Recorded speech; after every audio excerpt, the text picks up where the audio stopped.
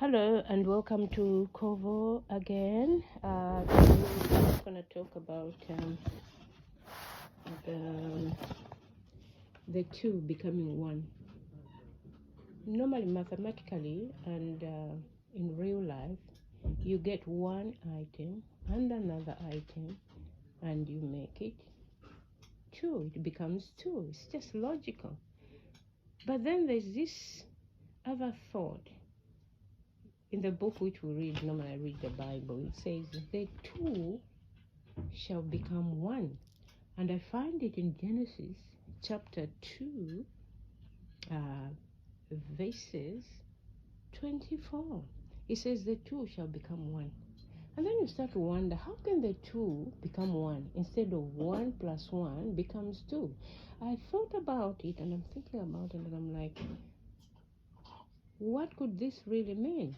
Even though we don't really respect the Bible sometimes, but when we look at the way things are, we find that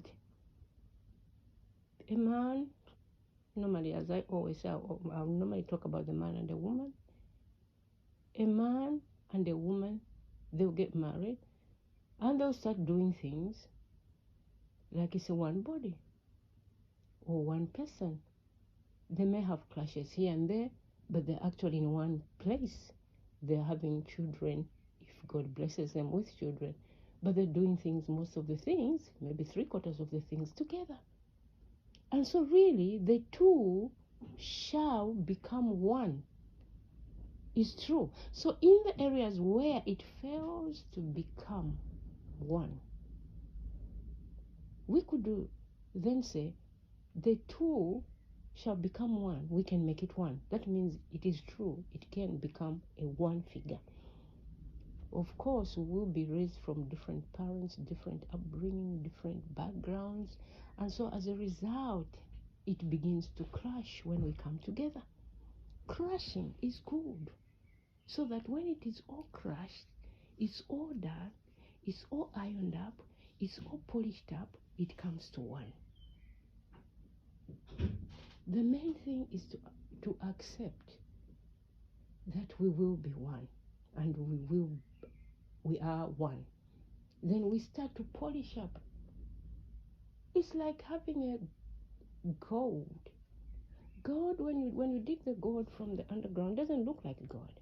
But when you polish it, when you make some improvement to it, it becomes pure gold.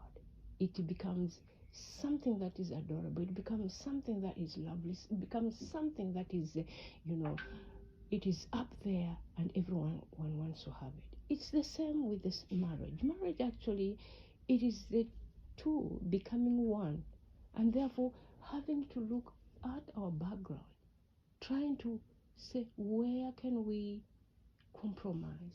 I know I come from this background where our main food was not this.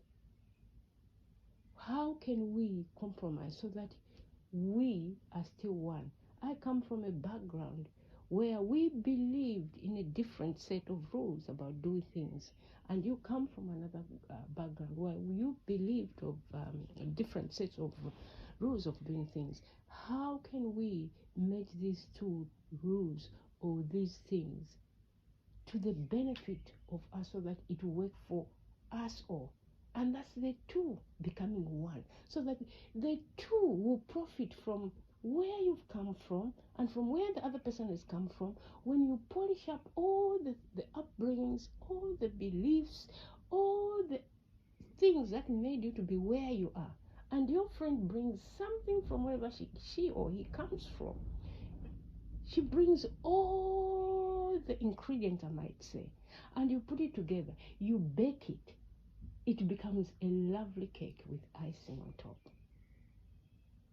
Think about this. God bless you.